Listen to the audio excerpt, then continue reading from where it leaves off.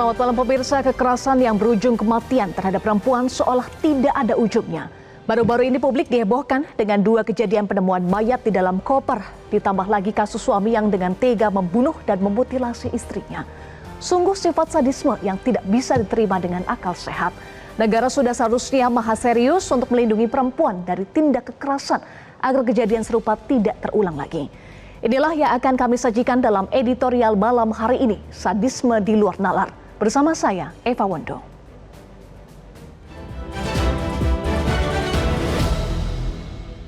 Editorial malam, Sadisme di Luar Nalar.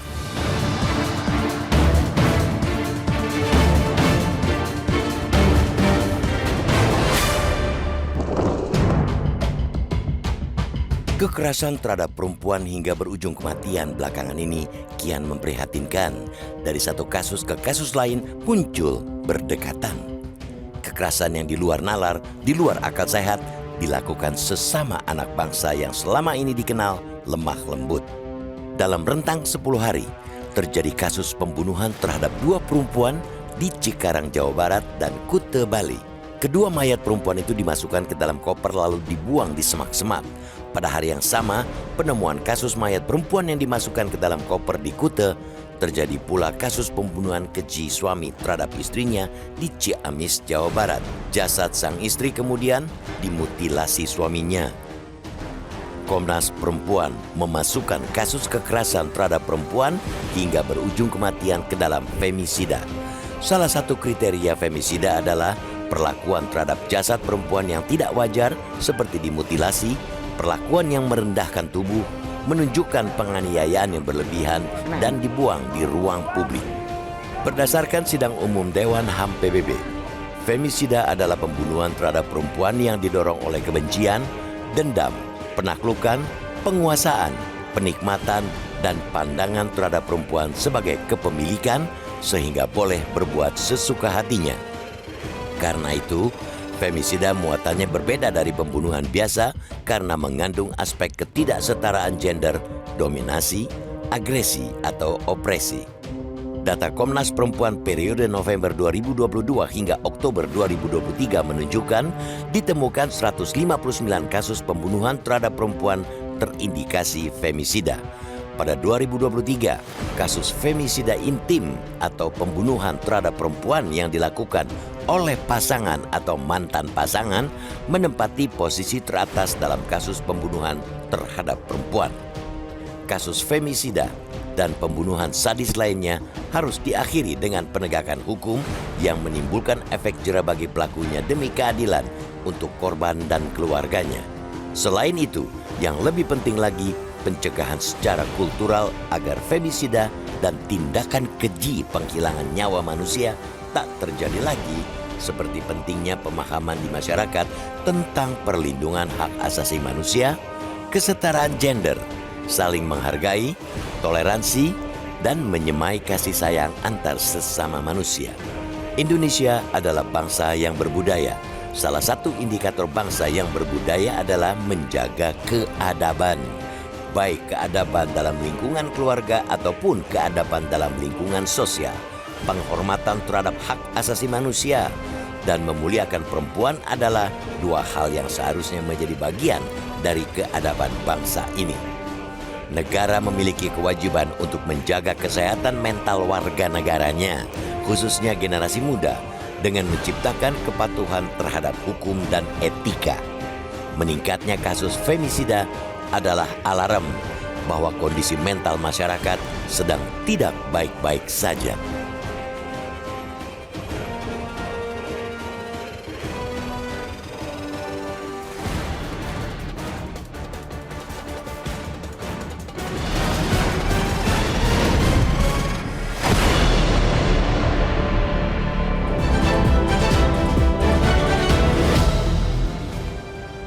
Iya, untuk membahasnya lebih lanjut sudah bergabung sama kami Dewan Redaksi Media Group, Bang Gaudens. Bang Gaudens, publik dikejutkan dengan berbagai kasus sadisme di luar nalar ya beberapa hari terakhir terhadap perempuan. Sebetulnya fenomena apa yang sedang terjadi saat ini, Bang Gaudens? Ya, fenomena bangsa yang sakit secara mental ya. Kenapa disebut sakit secara mental? Bagaimana perempuan menjadi korban pembunuhan sadis. Kita tahu hampir setiap minggu kita dikejutkan dengan pemberitaan-pemberitaan yang menyangkut pembunuhan perempuan yang sangat sadistis. Sebetulnya ada empat motivasi di dalam kasus pembunuhan terhadap perempuan itu. Yang pertama itu ada motif uang di sana, ada motif balas dendam, yang ketiga itu motif berpoligami, dan yang keempat itu motif utang dan piutang ya. Nah, empat ini ditambah lagi dengan budaya bahwa perempuan itu harus tunduk kepada laki-laki. Kalau laki-lakinya baik sih boleh tunduk ya. Kalau laki-lakinya jahat mending ditanduk aja, jangan tunduk tapi ditanduk gitu kan. Nah, mengapa laki-laki atau sebagian orang memperlakukan perempuan seperti itu? Karena itu tadi yang dikatakan femisida itu. Perempuan dibunuh karena dia perempuan, atau dengan kata lain ada dominasi laki-laki di sana, atau perempuan dianggap sebagai hak milik, dianggap sebagai properti yang bisa diapakan saja oleh laki-laki. Tentu pandangan seperti ini harus diluruskan. Pandangan yang salah, sangat salah. Jangan pernah mempunyai pandangan seperti itu. Iya. Dan terkait dengan femisida ini sudah disampaikan juga oleh Komnas Perempuan ya, yang memasukkan kasus kekerasan terhadap perempuan hingga berujung kematian itu dalam femisida yang jumlahnya semakin meningkat ya, Bang Gaudens. Nah, kenapa perempuan yang menjadi korban sadisme di luar nalar? Kita akan simak keterangan dari kriminolog UI Adrianus Meliala berikut ini. Ini membenarkan ya bahwa wanita itu atau perempuan itu memang lemah secara fisik, lalu perseptual, artinya memang seringkali wanita mempersepsikan dirinya sebagai lemah, dan relasional, artinya dalam rangka hubungan dengan orang lain, itu lalu lemah sehingga lalu mudah menjadi korban. Dan kalau kemudian konteks pembunuhan yang terjadi, saya kira itu mengkonfirmasi ya, anggapan bahwa wanita memang lemah, dan oleh karenanya perlu di-empower, perlu diperkuat. Negara perlu memperkuatnya dengan cara membentuk Komnas Perempuan misalnya. Demikian juga membentuk undang-undang yang lebih pro pada perempuan dan anak, dan juga kemudian memberikan satu perlakuan ya, yang dalam hal ini dilakukan oleh kepolisian, kejaksaan, pengadilan dan seterusnya yang lebih sensitif pada situasi korban. Nah, itu adalah beberapa langkah yang bisa dilakukan. Iya, Bang Gaudens, artinya pertanyaannya adalah selemah itukah perlindungan terhadap perempuan di Indonesia? Ya, kalau kuah aturan sesungguhnya sudah terlalu banyak ya. Bahkan saya bisa katakan surplus aturan, tetapi penerapannya sangat miskin di dalam penerapan aturan-aturan itu. Kenapa penerapannya sangat miskin? Ya, apalagi yang terkait dengan konsep femisida, ini konsep yang belum terlalu familiar di lingkungan aparat penegak hukum. Dianggapnya kasus pembunuhan terhadap perempuan itu sama saja dengan kasus pembunuhan yang lain, padahal di dalam kasus pembunuhan yang disebut femisida itu, di sana itu ada dominasi di dalam relasi. Hampir 80% kasus pembunuhan yang terkait femisida itu dilakukan oleh orang-orang terdekat. Paling banyak itu dilakukan oleh suami, mantan suami, pacar, atau mantan pacar. Itu yang masuk femisida intim ya? Ya, Bang betul. Gaudens, ya? Atau dengan kata lain, sesungguhnya hampir tidak ada lagi ruang yang aman buat perempuan. Di sekolah misalnya, bagaimana perempuan itu menjadi lemah, di kalangan mahasiswa juga seperti itu, di perguruan tinggi juga seperti itu, apalagi di tengah masyarakat. Kita dikejutkan di dalam 2 minggu terakhir ini, bagaimana perempuan itu dimutilasi dengan sadistis sekali. Dan menurut saya hal-hal seperti ini jangan pernah dibiarkan. Semua warga negara, bukan hanya perempuan saja, harus bersuara untuk menentang tindakan-tindakan kekerasan terhadap perempuan yang sangat biadab. Ya, miris sekali tadi ketika Bang Gaudens menyatakan bahwa tidak ada sama sekali ruang yang aman untuk perempuan. Bahkan kasus kekerasan, sadisme luar biasa dilakukan oleh orang terdekat yang disebut femisida intim. Lalu bagaimana perempuan bisa mendapatkan rasa aman? Karena yang dibutuhkan perempuan adalah rasa aman, Bang Gaudens. Ya, tentu segenap perangkat, termasuk perangkat hukum dan aparat itu harus siaga ya. Bila perlu dibutuhkan advokasi di lingkungan paling kecil di tingkat RT misalnya, di tingkat PKK atau arisan ibu-ibu di tingkat RT perlu membicarakan bagaimana mencegah kekerasan terhadap perempuan. Tadi saya katakan 80% kekerasan terhadap perempuan itu dilakukan oleh orang-orang terdekat. Karena itu potensial orang-orang yang terdekat dengan perempuan itu bisa melakukan kekerasan. Pentingnya pendidikan di sini dan juga persoalan utama kita di Indonesia belum terlalu familiar terhadap kasus femisida, sehingga seluruh kasus pembunuhan perempuan itu dianggap sebagai kasus pembunuhan biasa saja, dijerat dengan KUHP gitu. Tidak pernah masuk lebih dalam lagi bahwa ini ada unsur persoalan dominasi laki-laki terhadap perempuan. Nah, pada titik ini perlu ada advokasi yang terus-menerus yang dilakukan oleh negara. Jangan pernah berhenti melindungi perempuan karena tidak ada tempat yang aman bagi perempuan. Artinya penindakannya selama ini juga salah ya, Bang Gaudens? Perlu diperbaiki, karena apa? Karena kita tidak pernah memasuki kedalaman femisida itu. Inti dari femisida itu kan membunuh perempuan karena dia perempuan. Itu berarti ada relasi yang tidak setara antara laki-laki dan perempuan. Nah, pada tingkat relasi yang tidak setara itu, laki-laki menganggap bahwa perempuan itu sebagai hak miliknya. Apalagi dalam sejumlah budaya di daerah misalnya, perempuan itu seakan-akan di dalam tanda petik itu diperjualbelikan. Ada istilah mahar, belis, apa segala macam itu. Hal-hal seperti itu mengukuhkan dominasi laki-laki atas perempuan karena sudah dibeli gitu kan.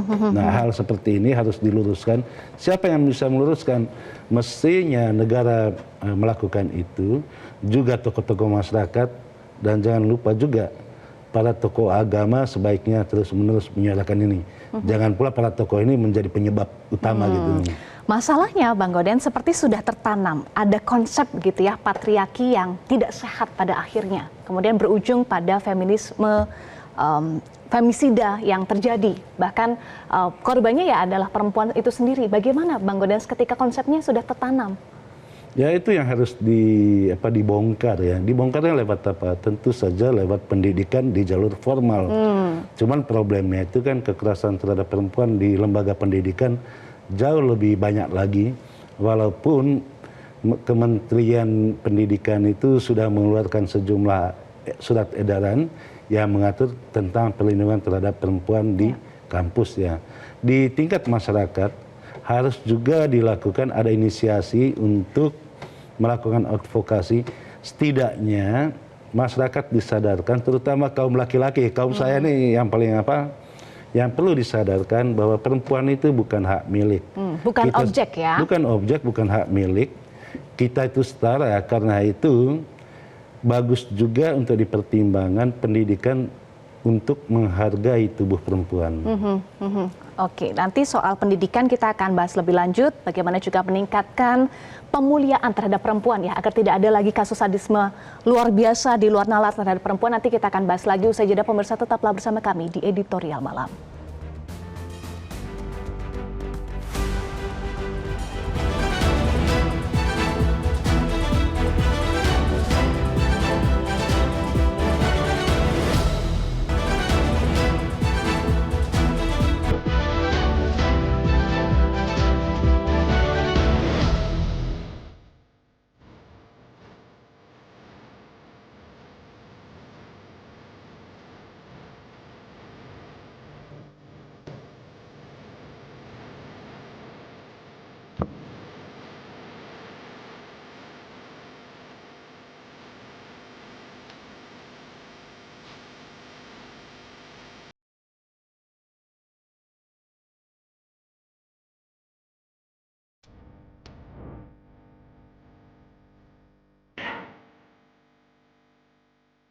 Pemirsa, terima kasih Anda masih bersama kami di Editorial Malam. Masih bergabung bersama kami Bang Gaudens. Tadi kita sudah simak ya, itu adalah data dari Komnas Perempuan yang menunjukkan kasus femisida mengalami peningkatan. Bang Gaudens 159 kasus dalam periode November 2022 sampai Oktober 2023. Menurut Bang Gaudens, ini sudah data real atau sebenarnya masih banyak lagi kasusnya Bang Ya, Gaudens? kasus femisida itu kan seperti gunung es ya. 159 yang dicatatkan oleh Komnas Perempuan itu yang ada di puncaknya.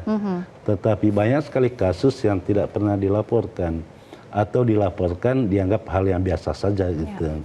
Karena itu berdasarkan data yang ada itu ada peningkatan, mestinya semakin menyadarkan kita bahwa betapa lemahnya negara ini melindungi perempuan. Hampir tidak ada tempat yang aman bagi perempuan. Tiada hari tanpa ada kasus kekerasan terhadap perempuan. Ini data yang membuat kita miris ya, kita mengelus dada. Apakah kita harus menerima begitu saja? Tentu saja tidak. Tadi saya katakan perlu dipikirkan tindakan-tindakan nyata untuk melindungi perempuan, sama halnya kebijakan-kebijakan afirmatif terhadap perempuan. Misalnya kalau di DPR itu harus ada 20% perempuan di politik. Keterwakilan perempuan Keterwakilan perempuan itu kan kebijakan afirmatif. Mestinya kebijakan-kebijakan seperti ini diperbanyak, tidak hanya untuk di bidang politik, tapi juga di bidang-bidang lain. Hanya dengan cara itu untuk semakin menyadarkan masyarakat bahwa perempuan juga mendapat tempat-tempat terhormat di negara ini. Kesetaraan ya Bang Ya, Gaudens? kesetaraan itu ya. Selama ini kurang ya kesetaraan terhadap perempuan, sehingga perempuan seringkali dianggap lemah, dianggap tidak berdaya Bang Gaudens.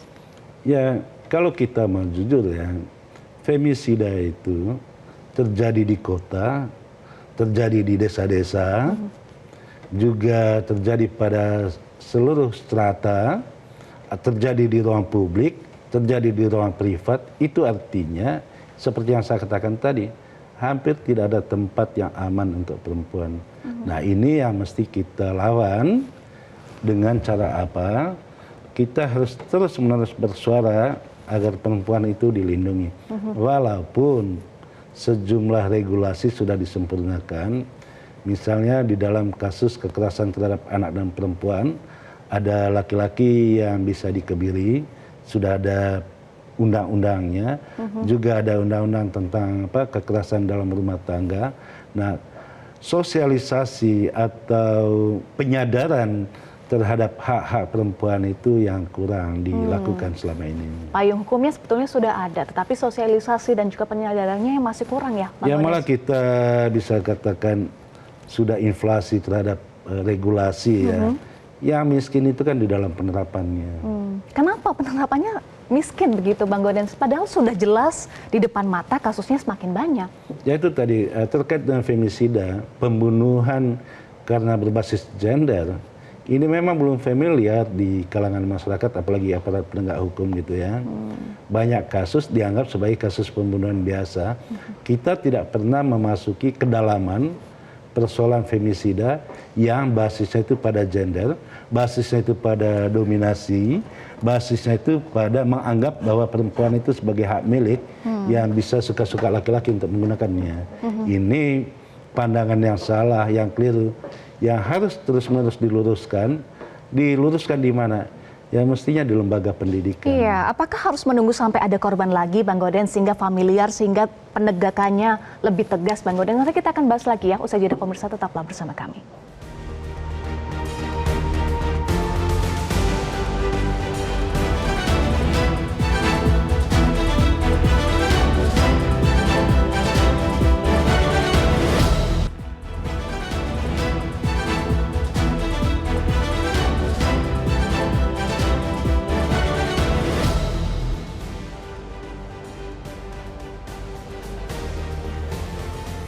Iya, pemirsa, ini adalah polling dan juga komen netizen yang sudah kami himpun terkait dengan meningkatnya pembunuhan perempuan, menandakan kurangnya perlindungan perempuan.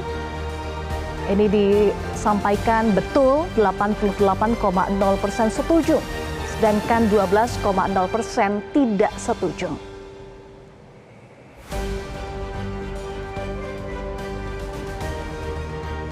Berikutnya dari X, 87,0% setuju meningkatnya pembunuhan perempuan menandakan kurangnya perlindungan terhadap perempuan. Sedangkan 13,0% tidak setuju. Yang pertama tadi polling dari Instagram, yang kedua polling dari X.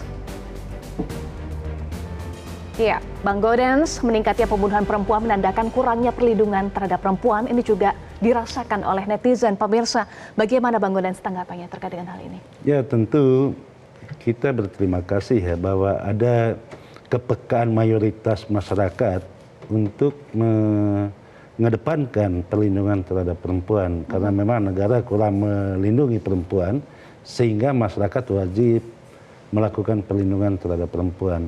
Itu yang pertama. Yang kedua yang mesti dikikis itu tentang budaya patriarki. Jangan sampai perempuan itu dianggap sebagai hak milik, apalagi di dalam relasi perkawinan, ketika laki-laki menganggap perempuan itu dengan kesepakatan adat misalnya, ada disebut mahar, ada di tempat lain itu disebut belis, seakan-akan membeli perempuan. Padahal itu konsep yang salah dan sangat salah. Perempuan itu harus dijadikan setara dengan laki-laki. Sebagai partner ya, sebagai Bang Gaudens. partner, bukan sebagai kepemilikan. Kalau dianggap perempuan itu sebagai kepemilikan, itu berarti laki-laki suka-sukanya untuk memanfaatkan perempuan. Superioritas itu ya. Konsep yang salah. Karena itu di dalam sejumlah kasus, baik kasus pembunuhan di Ciamis misalnya, atau kasus pembunuhan di Bali maupun di tempat lain, bahkan ada perempuan yang dibakar hidup-hidup gitu. Ini kan kasus-kasus yang sangat sadis, yang mestinya tidak boleh terjadi lagi. Hanya di peradaban yang masih terkebelakang itu boleh terjadi. Tetapi di zaman modern sekarang ini, mestinya tidak boleh lagi terjadi kasus-kasus pembunuhan yang sangat sadis terhadap perempuan. Apalagi disertai dengan mutilasi. Itu kan hanya karena dendam gitu ya. Terakhir Bang Gaudens, proses hukum untuk memberikan efek jera dan juga langkah konkret untuk betul-betul memberikan perlindungan terhadap perempuan. Ya, saya kira perlu ada perbaikan hukum ya, terutama memasukkan unsur femisida di dalam hukum positif, karena di dalam hukum positif kita itu pembunuhan, termasuk pembunuhan terhadap perempuan yang masuk kategori femisida itu dianggap pembunuhan biasa saja. Tidak ada pemberatan terhadap itu. Mestinya terhadap kasus-kasus yang masuk kategori femisida itu adalah faktor pemberat di dalam memberikan hukuman di pengadilan. Baik, harus ada pemberatan supaya hukumnya juga bisa memberikan rasa keadilan ya Bang Gaudens, dan juga memberikan efek jera. Terima kasih Bang Gaudens, Dewan Redaksi Media Group, Gaudens Yusoradi sudah bergabung bersama kami di Editorial Malam. Pemirsa, demikianlah Editorial Malam hari ini. Anda bisa mengikuti Editorial Malam dari hari Senin hingga hari Jumat setiap pekannya. Atas nama rekan-rekan yang bertugas, saya Eva Wondo pamit undur diri. Terima kasih atas kebersamaan Anda. Selamat malam dan tetaplah bersama kami di Metro TV.